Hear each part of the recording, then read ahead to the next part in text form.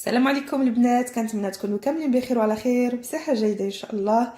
اليوم ان شاء الله غادي نقترح معكم الطريقه ديالي كيفاش كنخزن اللحوم البيضاء او الدواجن، وكيفاش كنتبلهم واحد التتبيله رائعه رائعه، وما حدهم كيبقاو في المجمد وهما كيتنسموا بهاد العطريه وبهاد التوابل وبهاد الطريقه اللي كندير لهم، وكيجيو رائعين باذن الله. ولكن قبل من هادشي كامل كنكون بالطبع عندي هنا الصدوره ديال الدجاج، او لا داندا ولا المهم الديك الرومي اللي بغيتو.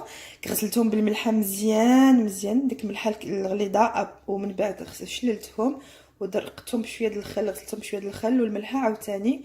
عاد ان شاء الله على بركه الله غادي نبدا لهم الخدمه ديالهم. وبالنسبه لهذا هنا راه الدجاج، عندي الدجاج اللي نقيت هكا، حيت ليه الجلود كامل، ودرت الصدوره والرجلين هكا ولكن مغسول مزيان مزيان مزيان بالحامض بالخل بالملحه، ومسقطر من الماء كما كتشوفوا. درت واحد الشبكه واناء هكا تحته باش يسقطر كاع من الماء، باش غادي نبداو ان شاء الله بالتتبيله والتطبيق على هاد اللحوم البيضاء. ونقتص معكم الطريقه ديالي كيفاش كندير ليهم، وكيجيو منسمين بطريقه هائله. كديروا بهم كاع الاطباق اللي بغيتو كتلقاوهم منسمين، كتضيفوا عليهم غير شي حويجات اللي هما فريمون خفافين هكا في الاخير، وكيجيو ساهلين وبنا ان شاء الله. فوالا على بركه الله غادي ان شاء الله تشوفوا معايا كيفاش كندير. بسم الله. انا عندي هنا جبت 3 ديال لي سالادين هكا هادو، وهنا غادي ندير لهم 3 الانواع. هنا راه درت شويه البصل الحمراء ضروري كنقطعها. هاد البصله الحمراء كنبغي نسم بها لي بروشات او القطبان ديال الدجاج، هادشي باش درتها هنا. كيعجبني نسمها بالبصله ضروري، وحطيتهم على جنب. دابا غادي نبدا ان شاء الله بليسكالوب. هما الاولين، هما اللي كيبغيو شويه يكونوا عندهم شويه تيكون الشكل ديالهم خص يكون شويه مزيان. ابخي لي بروشيت راه داكشي اللي بقى لي ندير به لي بروشيت. بسم الله. كنقطع هكا على شكل ليسكالوب، كديرهم كيما بغيتو، يكونوا غلاض ولا رقاق. انا كيعجبني نديرهم رقاق شويه باش ما كياخذوا ليناش وقت كبير في الطياب. وحتى الا بغينا نعمروهم كيكونوا رقاقين بحال هكا، باش كنعمرهم تيجيو ساهلين باش طويهم ولا هكا. المهم تيجيو رائعين بهذه الطريقه. ان شاء الله غادي نديرهم رقاق شي انما بحال هكا. وهاد اللي كيبقاو لينا هكا، لي شوت اللي كيبقاو لينا كنخليهم باش ندير بهم لي صوص بلاش ان شاء الله، اللي غتشوفوا معايا.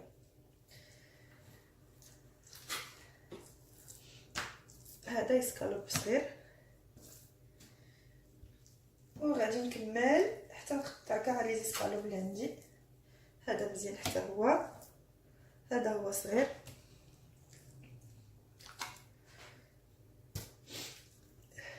هاد الطريقه كتربحنا بزاف الوقت فاش كنكونوا هكا محتاجين نديروا شي بلا، كيكون عندنا واجد التتبيله ديال اللحم ديالنا كيكون متب. كما قلت لكم كنقطع لي زيسكالوب هكا رقيقين. عندي هنا واحد الكميه ديال 5 كيلو ديال البلان دو بولي او الصدوره ديال الدجاج. تقدروا ديروا الكميه اللي كتكفاكم اللي كتناسبكم. هنا درت شويه هادو غلاض شويه الا بغيت نقليهم، واللي بغيت نديرهم على فابور ولا فارسي كنديرهم رقاق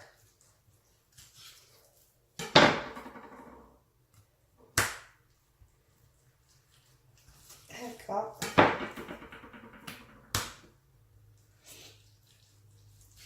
هادو اللي كيبقاو لينا بحال هكا كنديروهم لي صوص.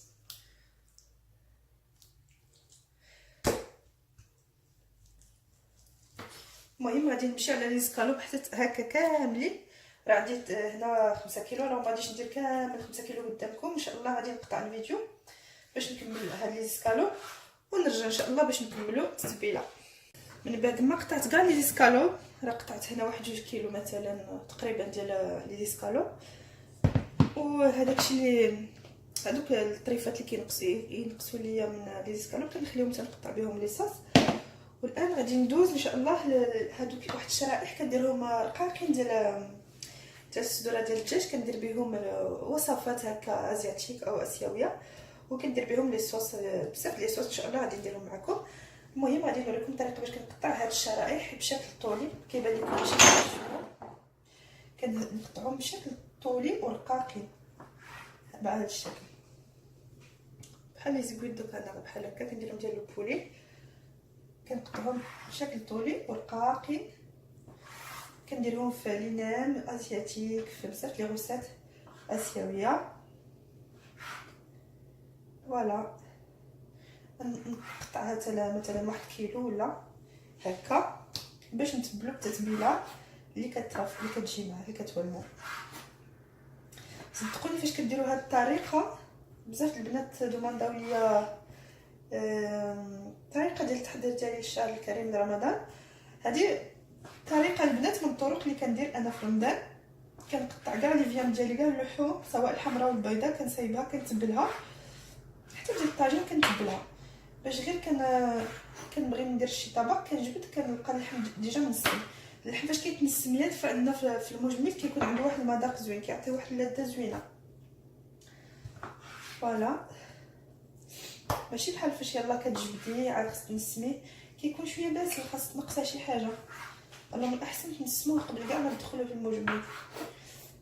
المهم واحد النهار كدوزي غير في اللحم، ولكن كيستاهل باش توفر الوقت مره اخرى، وكتولي اللحم تيكون فيه واحد المذاق منسم مزيان.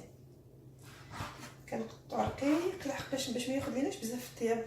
كما كنعرفوا لي غوسات ازياتيك راه ما كياخذوش بزاف الطياب، وهادشي باش كنرققو مزيان.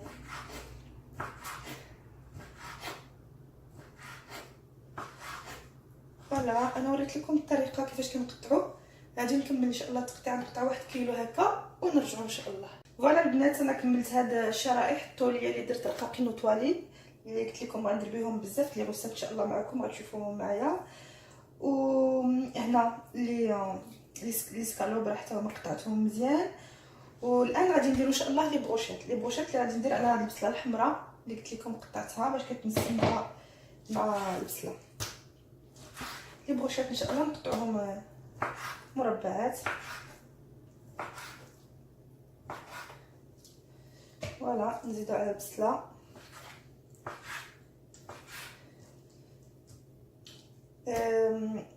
صدقوني البنات فاش كتنسمو بهذه الطريقه راه ما تندموش، غادي تجبدوه. بالنسبه لي بروشيت انا كندير واحد الطريقه مثلا في التنسيمه ديالو ما كنديرش الربيع قزبور ومعدنوس، ما كنديرش الكمون، تندير واحد العطريه غتشوفوها معايا، ولكن ما كنديرش قزبور والمعدنوس والكمون. علاش؟ لحقاش القزبور فاش كنديروه في المجمد كيحيد ديك الطراوه ديالو شويه، ما كيبقاش خضر، وديك التنسيمه ديالو كتكون شويه كتهبط من الجهه ديالها. الوغ كيعجبني انا نجبدو فاش كنبغي نطيبهم كنجبد لي بروشيت مشى ليا الصوت مع البرد، و كنجبد لي بروشيت عاد كندير لهم شويه الربيع طري، وكندير لهم شويه الكمون طري. حتى الكمون كيعجبني يكون الريحه ديالو طريه، وكنضيفهم على لي بروشيت وعاد كنركبوهم في لي بروشيت. وحتى الفلافل تندير عليهم الفلافل الحمرين الاحمر والصفار والخضر حتى هما كنقطعهم كيعجبني ما كنجليهمش. حتى تنبغي ندير لي بروشيت كنجبد الفلافل كنقطعهم الملونه، وكندير الكمون والقزبر ومعدنوس هما اللي كندير في الاخير صافي. وكندير لي بروشيت كنركبهم باش نطيبهم. كاين اللي كيديرهم ويجمدهم، ولكن انا جو بريفير نديرهم طريين في الاخير. هذيك الفلفله فاش كتشويه كتبقى تطلق الماء ما كتكونش كتكون لاويه شويه باش تكون في المجمد. بالاحسن تكون طريه باش كتعطي نتيجه زوينه وكتعطي مذاق لهاد لي بروشيت زوين. فوالا الطريقه ديالي هي هذه اللي كندير انا. المهم نقطع عاوتاني 1 كيلو ولا 2 كيلو ديال لي بروشيت باش ان شاء الله ندوزو للعطريه والتوابل التنسيمه كيفاش كنسموهم ان شاء الله كل واحد بوحدو. فوالا غادي نقطع لي بروشيت ديالي هكا مربعات ونرجعوا نتلاقاو ان شاء الله باش نقطعوا ديال لاصوص ببركه الله. من بعد ما كملت اللحوم الصدوره ديال الدجاج هكا قطعت البروشيت ولي زكالوب، وهاد القطعات صغار ديال لي صوص بلانش قطعتهم صغيورين فريمون دي بتيت هكا. وهنا اللي هادوك الشرايح طوالين رقاقين. الان غادي نبدا بلي بروشيت ان شاء الله. نديرو في هاد الوعاء كبير شويه،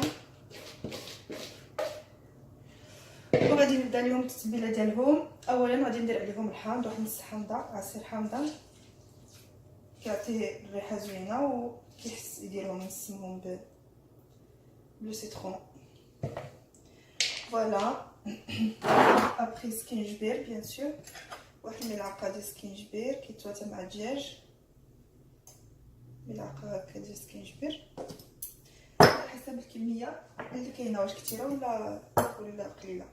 هنا الابزار والفلفل الاسود حتى هو على حسب الذوق. هنا هاد الملحه اللي قلت لكم ديجا عليها فيها شويه ديال السودانيه، سيلفين و بيمون دي سبوليت. وي هاد لو بيمون دي سبوليت هي السودانيه ديالنا حنا، كيلسم زوين صراحه. هاد الملح كيعطي شويه واحد لا بتيت توش ديال البيكون. ما درتش بزاف، درت غير شويه وشويه ديال الثومه غبره. غادي نحل باش ندير هكا واحد الكميه لا باس بها، واحد الملعقه هكاك عامره. وهنا شويه ديال التحميره والبابريكا،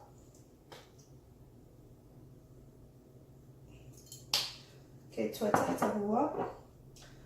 وهنا هادوك ما غاديش نديرهم هنا، لي زارب دو بروفانس غادي نديرهم لهيه هادوك الاخرين. وشويه ديال الخرقوم، غير شويه، وشويه ديال الملح العادي، وشويه ديال قزبر حبوب. هادو لي بروشيت كيتنسيو مزيان مزيان. صافي هادشي غادي نزيد شويه د زيت الزيتون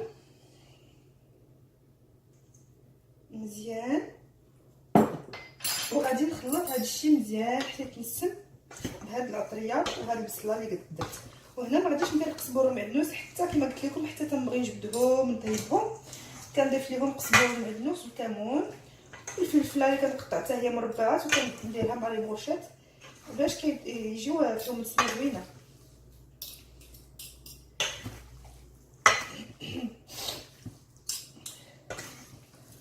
بطبيعه الحال قبل ما ديروهم في المجمد غادي ديروهم شويه في الثلاجه بهاد التوابل وهاد البصله كيتشرب مزيان. هادشي عاد كنديرهم في لي بوش وكندير لهم في المجمد. المهم هذه الطريقه الاولى ديال لي بروشيت غادي نخليهم على جنب على ما ندير الاخرين. هنا غادي نبدا بهاد الشرائح ديال طولي هكا اللي كندير بهم بزاف الوصفات البريوات وبزاف التشهيوات ديال ازياتيك هكا ديال اسيويه. ضروري بشويه ديال الحامض، نزيد الاخر عصير ديال الحامض هكا.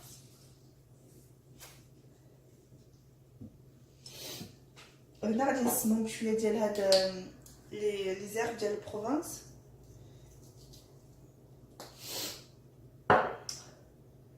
وهاد الكوري هذا توابل خاصه بالدجاج كتجي زوينه، كتعطي واحد المذاق زوين لهاد الشرائح. تقدري دير لهم حتى الكباب هاد الشرائح لي ساندويتش ديال الشاورما. وغادي ندير شويه القزبر حبوب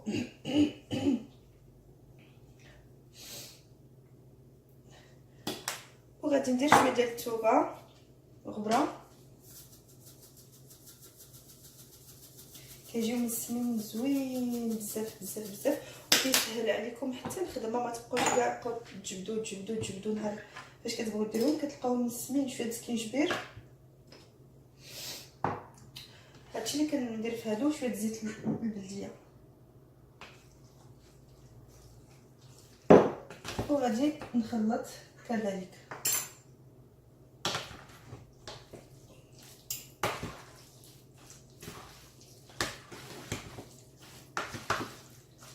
تدخل مزيان هاد التنسيله. هنا كيبان لي غادي نزيد شويه باسكو درت واحد الكميه شويه كثيره ديال اللحم. غادي ندير شويه ديال لي زاب ونزيدهم شويه الكوري حتى هو. فوالا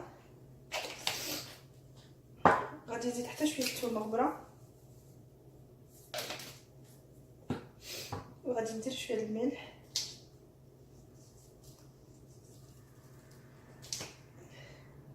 وغادي ندير شويه الخرقوم هو اللي نسيت،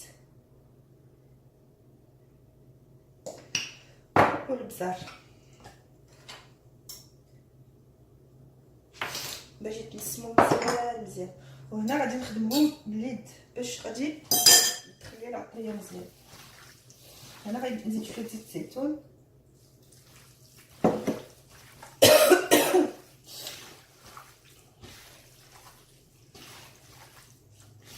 هنا هما تنسمو مزيان حتى اللون ديالهم كيبان بلي راه فيه العطريه مزيان وفيه هذوك لي زرد.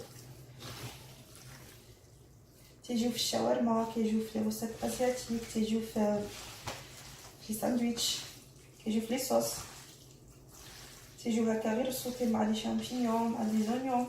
المهم كيجيو زوينين في الوصفات، بزاف الوصفات سو براتيك. هاد لي ترانش كوم سا لا طوالين شرائح ديال الدجاج. صافي غنخليهم حتى هما يترقبوا لي على خاطرهم.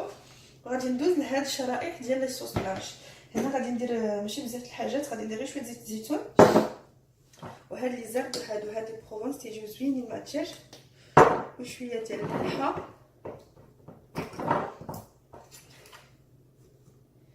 الملحه، وشويه البزار. صافي هادشي اللي غادي ندير فهادو، شويه البزار. صافي غادي نخلطهم.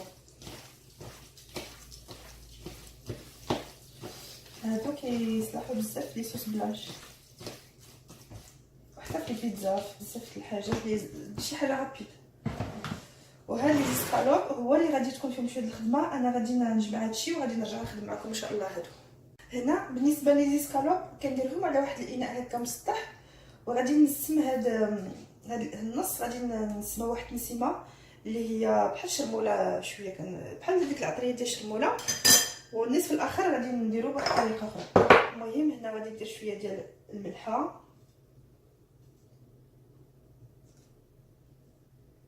هكا، غادي ندير البزار،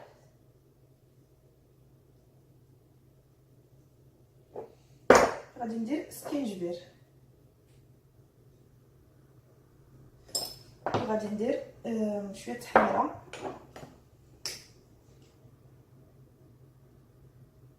والبابريكا، وغادي ندير شويه ديال الثومه خضراء،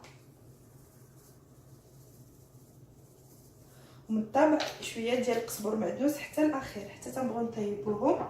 غندير لهم قزبر ومعدنوس والكمون. وهنا غندير شويه زيت الزيتون وغادي نشرملهم مزيان.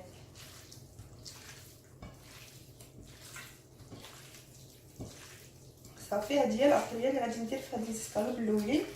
الثانيين غادي نديرهم بحال غيكونوا بيضين، ما غاديش ندير لهم العطريه، غادي نديرهم بالاعشاب. صافي من بعد ما كنخلطهم باش الشرموله مزيان، ندير واحد البسيط، غادي نفرش وحده فوق وحده باش يسهلوا فاش كيبغيو تجبدوهم تيكونوا مسرحين.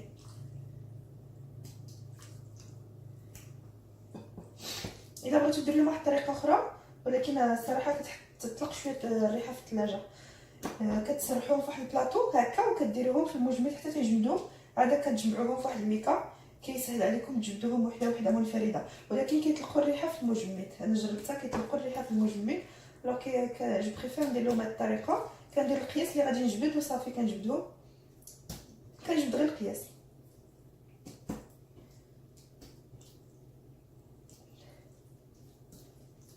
صافي غادي نكمل هاد الاولين باش ندوز ان شاء الله نشرمل معكم لي زيسكالوب اللي بقاو، باش ندوزو للطريقه ديال الدجاج نشرملوه حتى هو.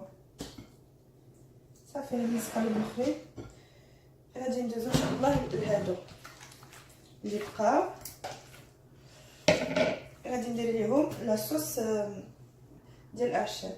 غادي زيت الزيتون بالطبع، شويه ديال الملحه اللي فيها هذيك بيمون ديسبوليت، هذيك سودانيه ماشي حاره بزاف هادي. وغادي ندير شويه ديال الاعشاب، غادي ندير سميتو هذا بوري، هذاك البوري ديال الدجاج. صافي الملحه درتها، البزار ما درتوش، غادي ندير شويه البزار. صافي وغادي نخلط هادشي مزيان حتى التنسيمه طالعه رائعه بزاف. هذه كتصلح مع الروز وهكا مع لي صوص بلانش هكا، الروز صوص هكا وشامبينيون عندك الجوري وهذا الزيسكالوب كوم سا لا سي ترو بون.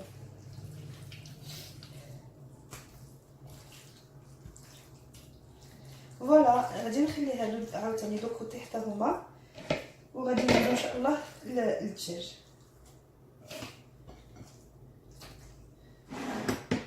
فوالا هما وجدوا لنا هادو كاملين، غادي نغسل يدي باش ندوز ان شاء الله ندير الدجاج. بالنسبه للدجاج اللي نقيت واحد ليه الجلده كما قلت لكم، راه انا كنقسمو الى قسمين، وغادي ان شاء الله هذا درت ليه السيترون، حتى هذا عصرت عليه شويه السيترون، وهذا قطعت فيه هاد السيترون طرانش هكا غادي يبقى معاه في المجمد.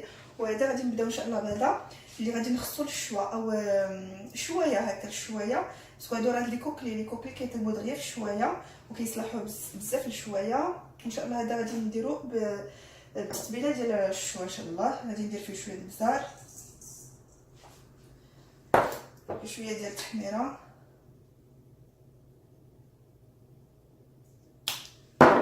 وشويه ديال السكينجبير. كما كتعرفوا السكينجبير كيتواتر بزاف مع الدجاج، والملحه وشويه ديال الخرقوم.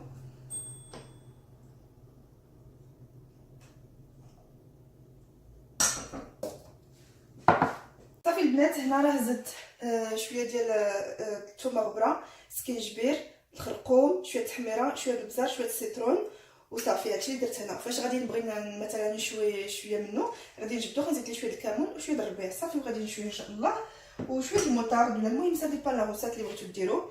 غادي نشرب له مزيان تدخل فيه هاد العطريه، وغادي نخليه يترقد واحد الساعه. كذلك هذا راه درتو قطعت فيه السيترون مرصويات، ودرت فيه شويه الحامض عصير ديال الحامض وشويه البزار وشويه السكينجبير والملحه. هذا خليته عادي بهاد الترقيده العاديه باش يبقى ليا بزاف د الوصفات اللي غنستغلهم بحال البسطيلات بحال، المهم خليته بمذاق عادي ديال البزار والسكينجبير والسيترون والملحه.